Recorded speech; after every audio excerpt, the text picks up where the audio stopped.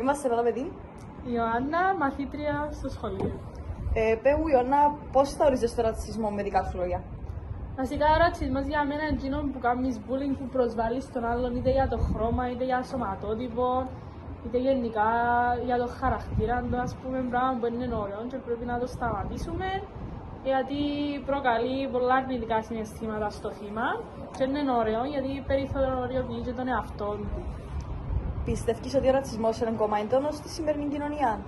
Ναι, σίγουρα είναι έντονος γιατί κάνουν τον παντού, όχι μόνο στα σχολεία και γενικά. Και φαίνεται πολλά στους ανθρώπους γιατί φαίνεται πως επηρεάζεται το θύμα, ας πούμε, με εκείνους που του κάνουν ρατσισμό. Και πώς μπορούν τα μέσα μαζικής ενημέρωσης και τα social media να επηρεάσουν θετικά ή αρνητικά το ζήτημα? Θετικά μπορείς να δημοσιεύσεις παντού όπου θέλεις, Facebook, Instagram, σε διάφορες εφαρμογές, να δημοσιεύσεις ότι ο ρατσισμός είναι καλό πράγμα και πρέπει να το περιορίσουν, να βρουν τρόπους αντιμετώπισης, λύσεις. Αρνητικά όμως τώρα μπορούν να δημοσιεύουν πράγματα ρατσιστικά για ένα συγκεκριμένο άτομο, να του στέλνουν μηνύματα ρατσιστικά που αν δεν ξέρει το θύμα να το διαχειριστεί και δεν μπορεί να τα αγνοήσει, δεν είναι καλό πράγμα. Μάλιστα, ευχαριστούμε πολύ. Είμαστε εδώ με την Σιλβάνα Στυλιανού, είμαι καθηγήτρια, είμαι φιλόλογος στο Λύκειο Κολοσσίου. Κυρία Σιλβάνα, ποιες μορφές ρατσισμού θεωρείς ότι εμφανίζονται πιο συχνά σήμερα? Θεωρώ ότι εμφανίζεται ιδιαίτερα ο φιλετικός ρατσισμός και ο θρησκευτικός ρατσισμός. Και από πού πιστεύεις ότι υπάρχουν από πού πηγάζουν οι ρατσιστικές αντίληψεις? Θεωρώ την έλλειψη παιδείας και αξιών ότι είναι ο κυριότερος παράγοντας της εμφάνισης του ρατσισμού. Και ποιο μήνυμα θα ήθελες να στείλεις στους νέους σχετικά με την αποδοχή στη διαφορετικότητα?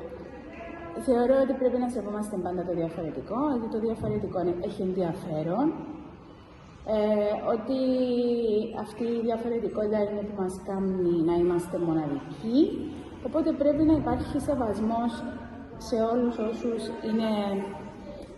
έχουν διαφορετικό χρώμα, θρησκεία, σεξουαλική προτίμηση, κοινωνική κατάσταση. Θεωρώ ότι πρέπει να υπάρχει σεβασμό.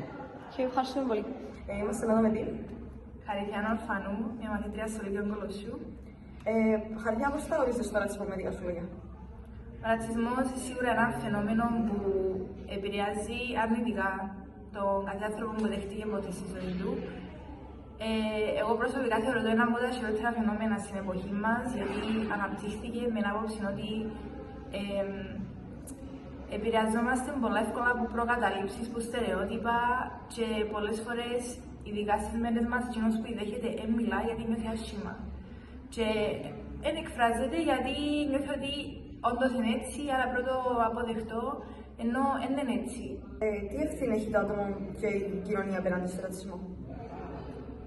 Σίγουρα ένα από τους φορείς που πρέπει να λάβουν άμεσα δράση, γιατί εκείνοι που να βοηθήσουν να αντιμετωπιστεί, να λάβει κάποιους νόμους η κοινωνία που να μην επιτρέπουν τα φαινόμενα του ρατσισμού.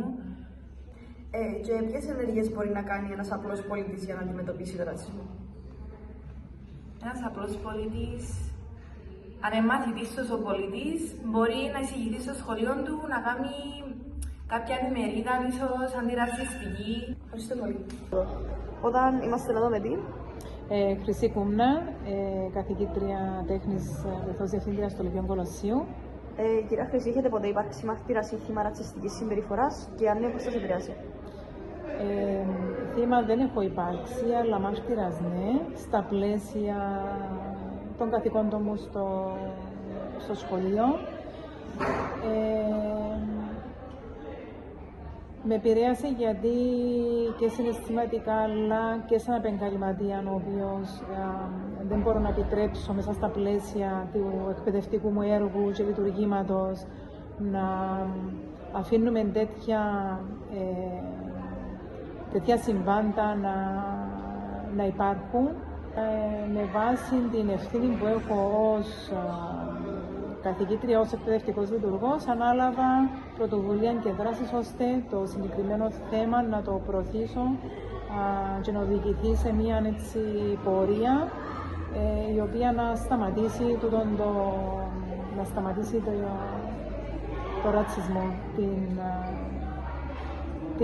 στο γεγονός, τη συμπεριφορά. Ναι. Και σαν καθηγήτρια, ποιος πιστεύετε είναι ο ρόλος της εκπαίδευσης στην καταπολέμηση του ρατσισμού?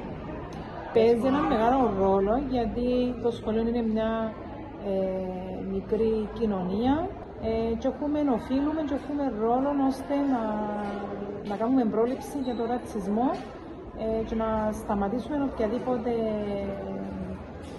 συμβάντα ή αντιλήψεις για τον ρατσισμό που δυστυχώς υπάρχουν και τα βλέπουμε, να βάλουμε ένα φρένο και ότι, να περάσουμε το μήνυμα ότι δεν είναι αποδεκτές τέτοιου είδους συμπεριφορές οι οποίες δεν ωφελούν πρωτίστως τον καθένα μας σαν άτομα αλλά και όλη την κοινωνία μας.